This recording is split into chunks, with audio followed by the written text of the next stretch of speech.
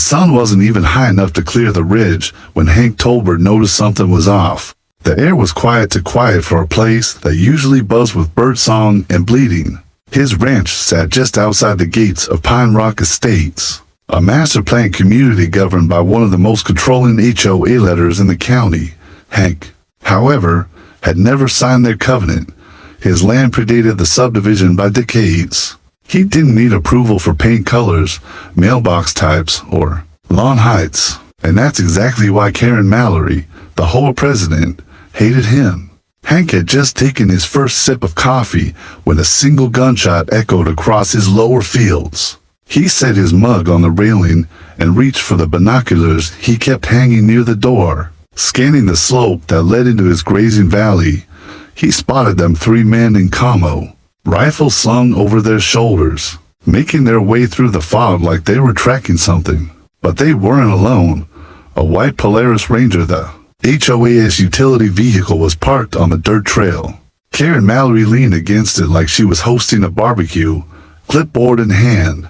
Phone at the ready, Hank's gut dropped. He walked the path down past his tool shed and wire fencing until he stood on the rise overlooking the pasture. The men had entered the paddock where his sheep usually grazed, though this morning the animals had wisely stayed near the barn. "You 3 lost," Hank called out. One of the hunters turned, a man with a beard gut and Oakley sunglasses perched. The high on his head. "We're cleared, buddy. HOA said this land's part of the commons. Got a report of feral hogs.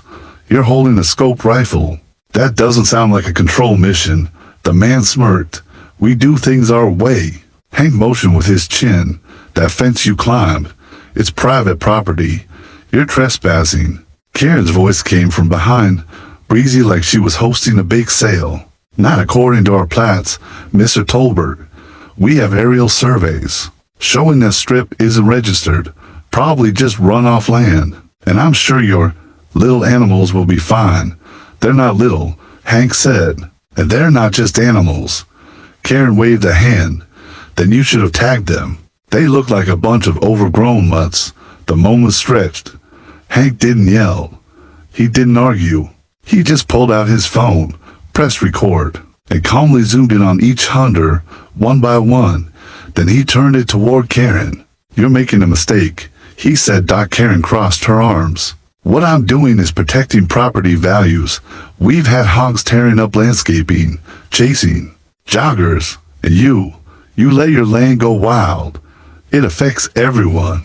"My land isn't part of your HOA," Hank reminded her. "But it's adjacent," she said, with a smug smile. "That means we have legal interest. You really should learn how easements work." Behind them, one of the hunters knelt down near a fence enclosure. Inside, a group of thick-shouldered sheep watched silently. Their coats weren't woolly, they were tightly curled. A rare breed not often seen in this part of the country. The hunter reached for the latch. "Don't touch that gate," Hank said. The man hesitated. Karen rolled her eyes. "They're just sheep." "No," Hank said. "They're Jacob's sheep, 4-horned, critically rare. My family's part of the National Preservation Program. Every one of those animals is tagged by the U.S. Department of Agriculture and protected under the National Livestock Genetic Resources Conservation Initiative." Karen blinked. Hank continued, his voice calm, but razor sharp. "What you did was invite unauthorized armed individuals onto protected federal livestock land. That's not trespassing, it's a federal offense, not to mention endangering a conservation herd, which, by the way, is fully documented on file with both the USDA and the Smithsonian." Karen's smile faded. The hunter slowly backed toward the trail. Hank dialed his phone. Karen's voice cracked. "Who are you calling?" Hank didn't answer. He turned away, walked toward the barn, and said only, "You'll want to call your legal team before I finish this call." Inside the barn, a dusty plaque hung above the workbench, National Conservation Partner, 2016. Beneath it, a framed letter signed by a U.S. Secretary of Agriculture. As the call connected, Hank glanced out the window. Karen was arguing with the hunters now, her clipboard swinging wildly. This wasn't going to end with a warning. It was just beginning. Karen's argument with the hunters echoed down the gravel trail as Hank ended his call and stepped back onto his porch. The coffee was cold now, untouched since the gunshot had split the quiet, but Hank didn't mind. He had dealt with wild animals before, some with 4 legs, some with clipboards.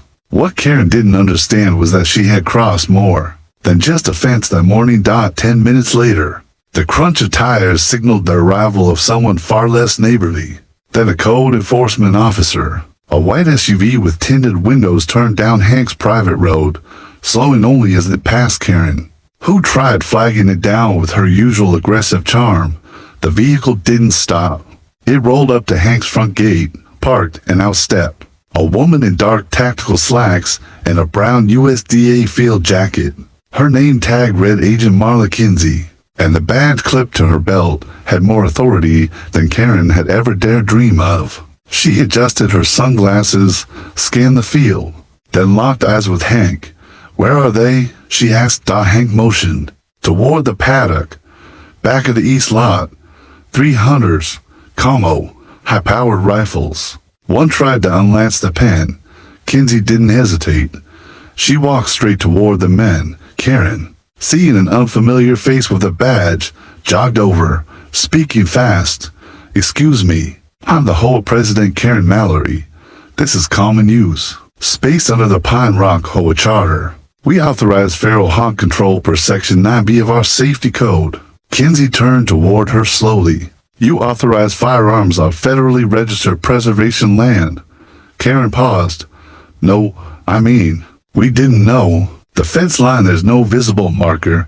The signage is posted every 50 yards. And there's a federal conservation placard at the access gate." Kinsey interrupted, her tone flat. "Your oversight doesn't negate the law.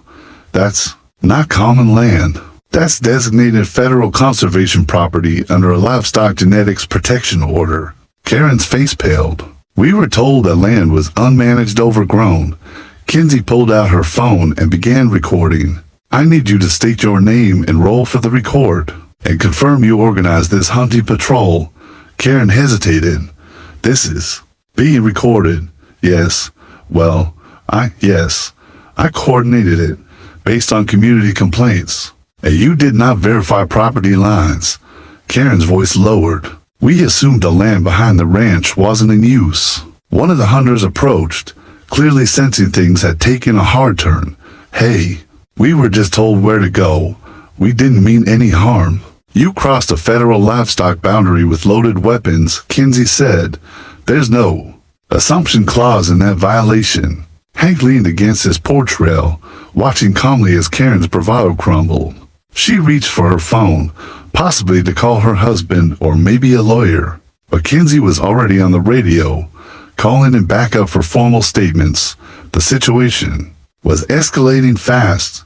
The second SUV arrived minutes later, this one marked with official USDA conservation enforcement decals. 2 more agents stepped out, and one carried a camera rig.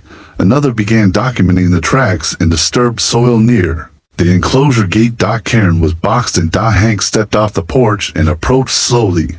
"You trespassed, Karen, but worse, you brought others into it, armed, with permission you never had."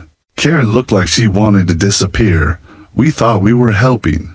You were trying to flex power you don't actually have," he said, "and now you've endangered animals protected by the federal government. That doesn't just affect you, it puts the entire HOA's liability on the table." Kinsey turned to him. "We'll be pressing charges against the individuals involved.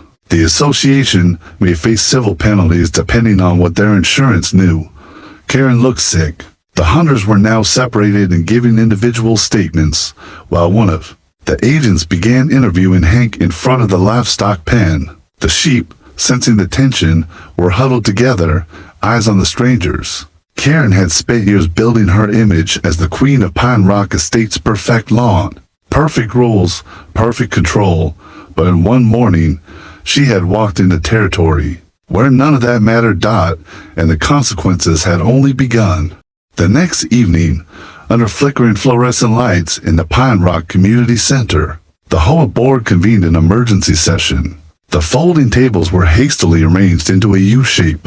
Coffee cups trembled beside laptop screens, and the tension in the room could slice drywall. Karen Mallory, red-eyed and clearly rattled, sat at the head of the table gripping a binder so tightly her knuckles had gone white. Across from her sat Bill Morton, the HOA's treasurer, and beside him was Paige Everett, a young lawyer who had recently moved in and was elected secretary, simply because no one else volunteered.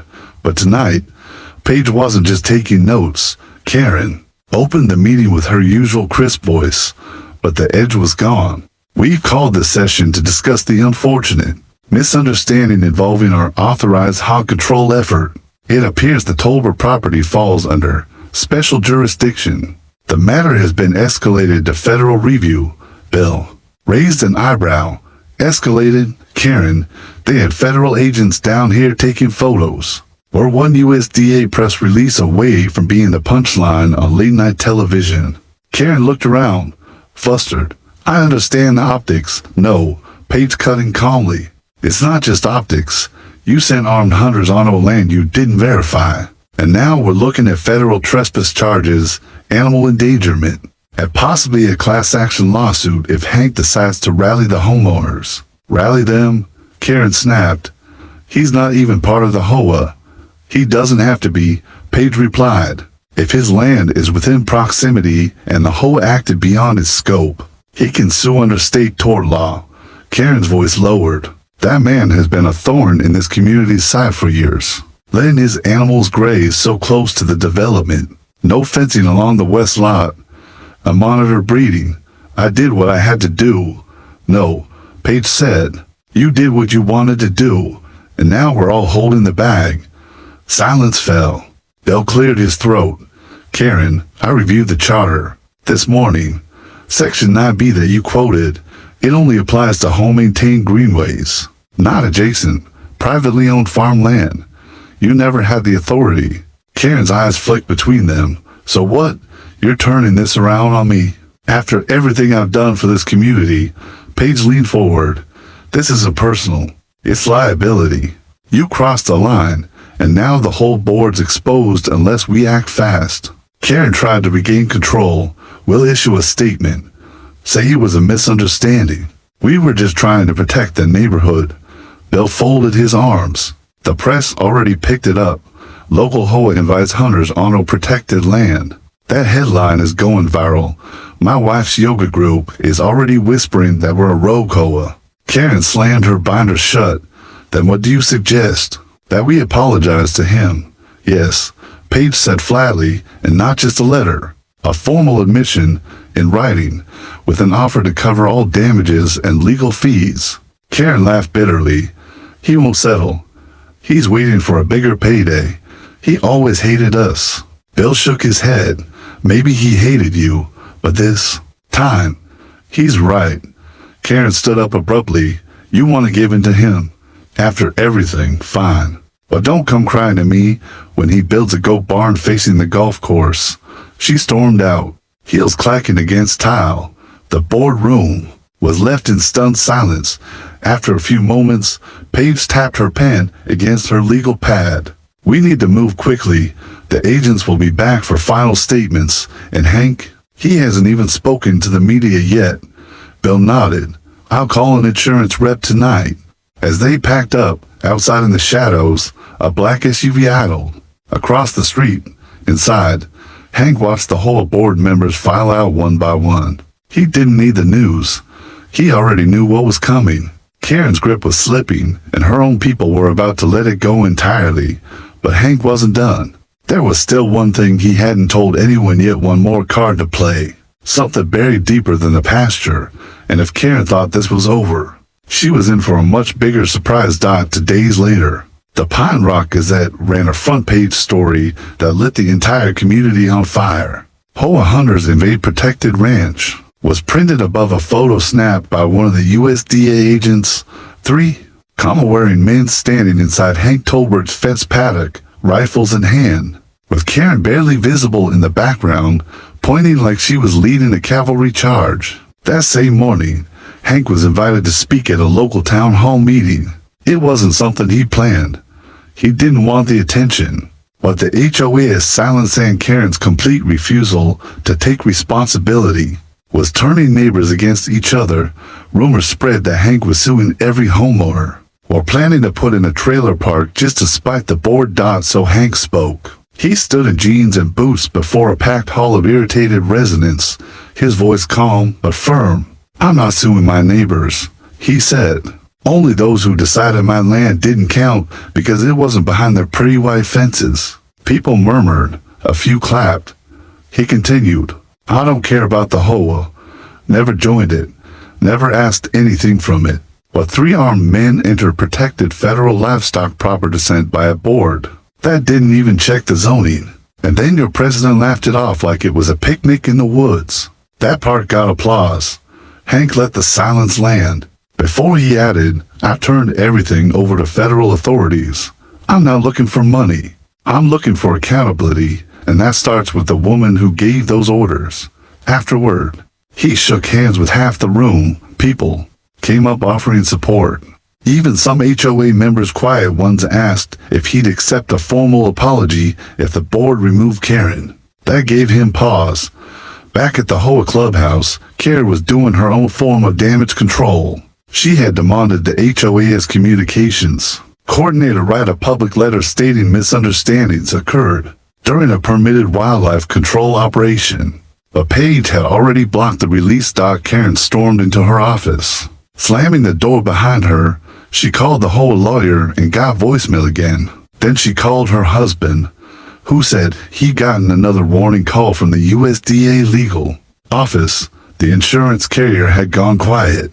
And neighbors who used to wave were now avoiding eye contact. At 6:17 p.m., just as she was drafting a fiery open response, the Hank's town hall speech, a knock came at her door. It wasn't a board member. It was a man in uniform, not local, federal issue. His jacket read USDA OIG Office of Inspector General. He held a file in one hand and a small tablet in the other. "Karen Mallory?" he asked. She nodded stiffly. "I'm here under formal investigation procedures regarding the July 9th incident involving unauthorized access to protected agricultural conservation land." Karen forced a smile. "I've already spoken with Agent Kinsey. I believe this has been blown way out of." The man interrupted gently. "This isn't a follow-up. This is your statement on record for the federal case file." He stepped inside as Karen hesitated, her carefully managed world shrinking with every step he took. Meanwhile, across the street, Paige sat on her porch, watching it unfold through the blinds. She sipped her wine and shook her head. She tried warning Karen, power wasn't a shield. Not when it was used recklessly. Later that evening, Hank received a short email from Paige. "We're holding a board vote this weekend. Consider this. Your heads up. Change is coming." Hank smiled, then stood and walked outside into the barn. The animals were calm. The property was peaceful again, but not for long, because tucked away in his barn safe was a contract-hand agreement signed 5 years ago with a national genetics lab. It gave his land special protection status and one lucrative clause Karen had no idea about. If a third party's actions compromised the conservation efforts, federal law allowed Hank to claim damages and invoke emergency land protections, which meant the HOA wouldn't just be liable.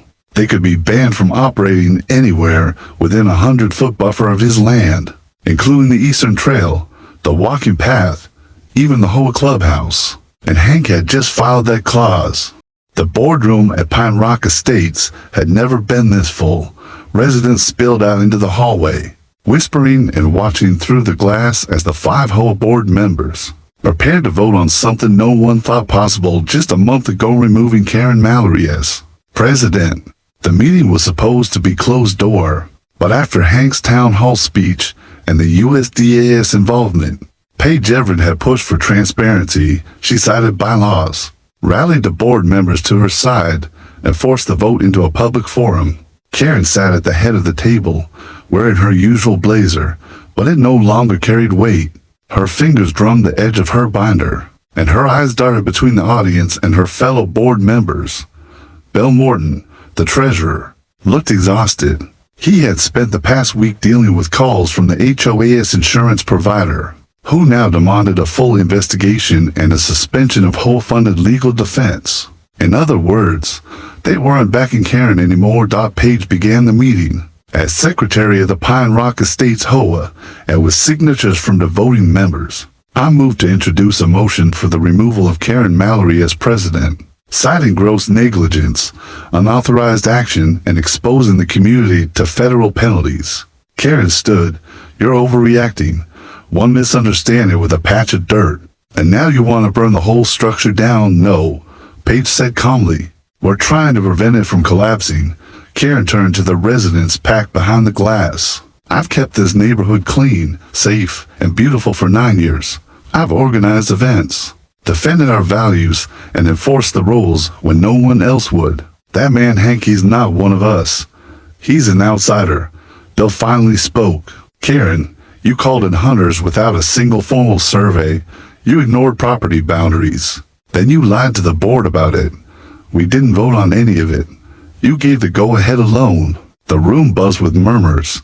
Karen's jaw tensed. Page passed out printed copies of Hank's official filing highlighting the clause none of them had seen before. Emergency buffer invocation under Federal Livestock Genetic Act. Section 1B. In short, Hank had triggered a federal perimeter review that could prohibit the HOA from maintaining, using, or improving any property within 100 feet of his land until the case concluded. That included the HOA's Eastern Walking Trail, picnic area, and worst of all, the clubhouse itself. Technically, even this meeting might be happening too close to the restricted zone. Karen's voice wavered for the first time. He's doing this on purpose. He wants revenge. Bill responded coldly. He's doing what he's legally allowed to do. You're the one who broke protocol. I did what I thought was right. She snapped. No. Page replied, you did what you thought you could get away with. Karen looked around and saw at the shift. These people, these neighbors, the very ones she had lectured for leaving trash cans out too long, or for painting their shutters the wrong shade of gray. They weren't backing her. She wasn't the face of order anymore. She was the storm they wanted to pass. The vote began. Page, aye. Bill, aye. Member 3, aye. Member 4 hesitated, then said softly, aye. Karen, trembling, said nothing. The room fell quiet. Page turned her microphone back on. Motion pauses. Karen Mallory is hereby removed as president of the Pine Rock HOA. Effective immediately, a new election will be scheduled. Karen stood there as if waiting for someone to intervene. No one did. Her bag hung limply from her shoulder. The board members avoided her gaze. One resident in the hall clapped once, sharply, and others followed. Karen left without a word. But the damage wasn't over. That evening, an envelope arrived at the HOA's official mailbox. It was stamped with a government seal. Inside was a letter from the USDA's Division of Legal Compliance, confirming that Pine Rock Estates was now under temporary federal restriction, pending a full land use audit. They were no longer just an HOA with a scandal. They were now under review. And Hank, he hadn't said a word in days, but he was planning something else. Something that would leave Karen and the whole begging for the days when all they had to worry about were untrimmed hedges. Karen Mallory hadn't been seen in public since the vote. Her porch lights stayed off. Her recycling bins, once labeled and color-coded, sat uncollected for days. No one in Pine Rock Estates missed her presence. But they were about to realize they had misunderstood far more than just Karen's leadership. Because Hank Tolbert's silence wasn't retreat. It was preparation. At dawn that Saturday, he opened the front gates of his property and this time left them open. Parked just inside was a large white van marked National Livestock Genetic Conservation Program. Behind it, a trailer with a camera crew unloaded equipment. By mid-morning, two USDA representatives arrived in matching brown jackets, greeting Hank like an old friend. From behind fences and shrubbery, Pine Rock residents watched, whispering. Paige Everett stood on her porch sipping coffee, watching through binoculars. She'd heard rumors, but the sheer scale of what Hank was doing, that was something else entirely. Just after 11 a.m., A federal drone began flying overhead, tracing the perimeter of Hank's land. It wasn't surveillance, it was documentation. Inside the pasture, a small tent was set up next to the red barn. Tables lined with sealed specimen cases. Digital maps and breeding charts were rolled out. The sheep that the HOA had once mocked, as much were now being photographed, tagged, and genetically logged. They weren't ordinary livestock. They were part of a living archive. Hank stood quietly as one of the agents explained to the crew, "We've traced this specific line of Jacob sheep back to a 1912 import registry. His flock is one of only 4 in the U.S. confirmed to carry unbroken heritage traits. If this land had been compromised, we'd be talking about a genetic loss that could never be restored." A nearby cameraman nodded. "That's why the legal buffer was activated." "Exactly," the agent said. "He's not just raising animals. He's preserving an ancient bloodline. That makes this ground legally closer to a national seed vault than it is to farmland." And that's when the real twist unfolded. A black sedan rolled up outside Hank's gate. Out stepped a man in a dark green jacket with a lapel-pinned department of the interior. He greeted Hank with a handshake and handed him a slim packet of documents. The two men spoke for a while before the visitor pointed toward the northern tree line. Then, calmly and quietly, Hank nodded. The man walked back to his car and drove off. By afternoon, word had spread like wildfire. Hank's land was being designated as a conservation research zone, fast-tracked under federal executive order due to the HOA-triggered incident. That status gave it protections even Pine Rock's founding documents couldn't override. The consequences came quickly. The eastern trail closed. The clubhouse, technically on the edge of the buffer zone. Even the HOA's lawn maintenance crews had to cancel trimming around the border hedges until clearance was obtained. Some residents were furious. Others quietly celebrated. Karen, watching from her window, realized something that turned her stomach. The very thing she tried to push out of the neighborhood had now become its most untouchable center. She hadn't just lost power, she'd handed it to the man she once called the lawnmower holdout. Inside her darkened home, Karen opened her laptop and typed a message. She didn't send it. It was addressed to Hank, a mix of apology and plea soaked in desperation. But she knew it wouldn't work, because she had underestimated him, and now the entire HOA was paying for it. Meanwhile, Hank sat on his porch, watching the final drone sweep overhead. He'd never wanted the spotlight. He just wanted to be left alone. But sometimes, when people tried to push you off your land, you didn't push back, you showed them why you were rooted deeper than they could ever reach. And Hank still had one final announcement to make. Night had fallen, but Hank's barn lights burned bright like a warship anchored against the tide. Inside, the animals stirred nervously, sensing something beyond the usual nightly rustles. Hank stood in the surveillance room, watching a real-time feed of the back pasture. Through the grainy footage, the figures emerged armed and calmo, slowly advancing. He didn't call 911. He pressed a red button under the desk, then calmly walked out the front door with a flashlight and the camera slung across his neck. Behind him, lights turned on across the property, including those hidden along the tree line motion-triggered floodlights. He walked with purpose, recording everything: trespassers, night vision scopes, possible baiting. He muttered into the mic clipped under his jacket. He wasn't bluffing. The red button triggered an emergency alert to the USDA field office and a local federal conservation officer he'd worked with before. Protocol for federally registered genetic preservation zones. One of the intruders fired a shot, startling the sheep and sending a massive bighorn named Atlas charging toward. The noise. Hank didn't flinch. He walked faster, arms up, camera rolling. The flash of headlights appeared from the opposite field entrance. A black SUV rolled in fast. It wasn't the sheriff. It was a federal vehicle. The men in camo froze. Out stepped Federal Agent Laura Morse, clipboard in hand and a cold expression on her face. She recognized Hank immediately. "They fired?" she asked, already noting down their weapons. "On protected soil, near listed livestock, and after a cease and desist letter." Hank replied without breaking eye contact with the hunters. Behind them, the sound of Karen's voice rang out.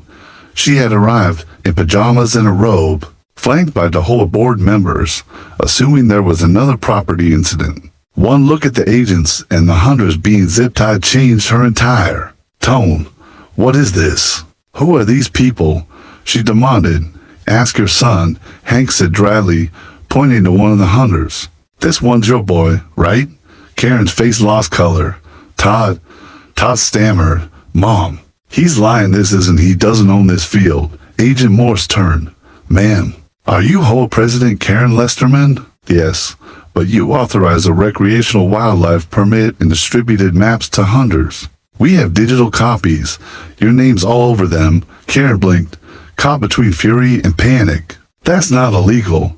It is when the land in question is part of a national preservation registry, Morse replied, showing her the documents, and when the animals being hunted are under federal genetic protection, it becomes a felony. One of the agents pulled a battered clipboard from the truck. It was the original Hunter Registry Hank's copy with red pen marks, matching Karen's handwriting. As Todd was loaded into the SUV and the second man cuffed, Hank turned toward the board members. Still think I'm just a stubborn farmer? The taller of the two, Roy, shook his head. You should have told us. I did, Hank replied. You didn't listen. Karen tried to walk back to her car, but Agent Morse blocked her path. Not so fast. We've got reason to believe you coordinated trespassing with malicious intent to interfere with a federal program. We'll need your statement. Now, Hank stood in the doorway as the SUV rolled away. Karen was inside it now for questioning, her bathrobe no match for federal suspicion. He looked into the lens of his gate camera. If you're watching this, he said, don't underestimate how far someone will go when they think the rules don't apply to them, but also don't underestimate the power of knowing the law better than they do. As the lights dimmed and the sheep settled back into their stalls, a federal placard was quietly nailed onto the front fence, Protected Genetic Resource Zone. Entry by clearance only. The battle was almost over, but one final surprise was coming, and this one would hit Karen where she least expected it. 3 days had passed since the federal agents hauled Karen in for questioning. The neighborhood buzzed like a kicked beehive. Residents whispered in driveways and over garden fences. The HOA board held an emergency closed-door meeting that somehow still leaked every detail. Within an hour, Hank didn't attend. He was too busy walking a news crew from Channel 7 through the fields, introducing them to Atlas the ram, Ivy the Appalachian goat, and the rare Irish blue sheep twins named Fog and Mist. Every step of the tour was another dagger to the HOA's carefully constructed image. And you're saying all these animals are registered with the USDA Genetic Conservation Program? The reporter asked, marveling at the animals' unusual features. Not just registered, Hank said. They're considered heritage breeds. Some of these bloodlines date back hundreds of years. That's why we have federal protection not just for the land, but for the livestock itself. The cameraman panned wide across the property. The anchor nodded gravely. And the HOA, they tried to open this land to public hunting. They distributed maps, opened the gates, and even gave my livestock's grazing schedule to unauthorized individuals. Hank replied calmly, it wasn't a mistake. It was targeted and illegal. By the time the broadcast aired that evening, Karen's name trended on state-level social media. Photos of her being escorted to a federal vehicle in fuzzy slippers and a designer bathrobe went viral. Memes spread like wildfire. One had the caption, when you think you're the sheriff, but forget about the Constitution. The fallout came swiftly. The following morning, Roy knocked on Hank's front gate holding a letter and a thermos of coffee. His face was pale, but there was an odd humility in his voice. She's been removed from the board, he said, handing over the envelope. Unanimous vote. HOA violations, liability exposure, ethics breach. Honestly, we've never seen anything like it. Hank took the letter and gave a slight nod. About time. There's more, Roy continued. There's a class action lawsuit forming from homeowners who paid into her wildlife scheme. Some want to sue the entire board for negligence. Others want to dissolve the HOA altogether. Hank raised a brow. What do you want? Roy hesitated. I want you to come to the next town hall. Not as a protester, just to explain what you built here. Let folks hear it straight. No more rumors. He considered it. I'll think about it. 2 days later, Karen herself returned escorted by a lawyer and flanked by two camera-wielding bloggers. She stood at the edge of Hank's property, behind the federal sign. I'm not here to fight, she said loudly, knowing she was being recorded. I'm here to apologize. Things got out of hand. Emotions ran high. I didn't understand the nature of your work. Hank approached slowly, arms crossed. You could have asked, but you didn't. You trespassed, endangered lives, and tried to profit from something you didn't understand. That's not leadership. That's arrogance. I'm facing consequences, she admitted, suspended from my teaching job. My son's banned from owning firearms for 10 years. My legal bills are climbing. So, I'm here to say I was wrong. There was a long silence before Hank replied. You're not the first to think you can tame the wild, but there's a difference between managing and controlling. You crossed that line. Karen's eyes dropped. The cameras kept rolling. You're not welcome here, Hank continued, his voice firm. You can apologize from across the fence, but you'll never set foot on my land again. Karen nodded. Defeated, she turned and walked away slower, smaller, and no longer feared. That night, Hank uploaded one final video. It opened with a drone shot of the ranch bathed in golden dusk. Calm animals roamed across open pastures. The music was soft, hopeful. His voice came over the footage. They thought they could rewrite the rules of nature, but some boundaries are deeper than fences, and some victories aren't loud. They're steady, rooted, and untouchable. The screen faded to black with a simple message: protect what matters, even when it's not easy. The video hit over 3.5 million views in a week, and Hank, he went back to feeding his sheep, cleaning stalls, and preparing for the seasonal Heritage Livestock Fair, this time with a USDA sponsorship and a growing wait list of young farmers, hoping to learn how to protect something ancient from something petty in a story.